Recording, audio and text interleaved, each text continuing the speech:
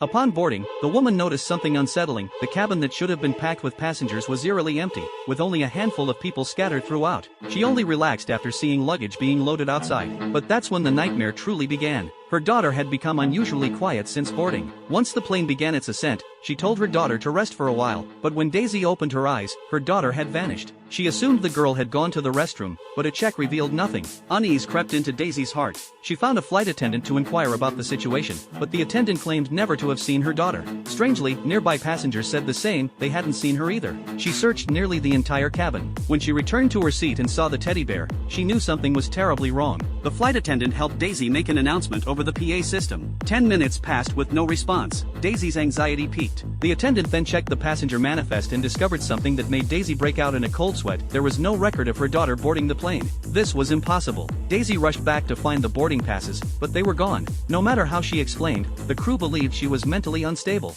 Her emotional state deteriorated rapidly. Convinced her daughter was in danger, she panicked and rushed toward the cockpit, only to be stopped by security officers before reaching the door. After learning about Daisy's situation, the officer helped her meet with the captain. The captain asked if she had any mental illness. Daisy admitted she did have some issues, just simple depression, nothing that would cause hallucinations. The purpose of this trip was to bring her recently deceased husband home. Despite his doubts about Daisy's mental state, the captain ordered a search. The crew began a thorough inspection of the plane, checking every possible hiding place for a child. This disrupted other passengers' rest, and they grew resentful.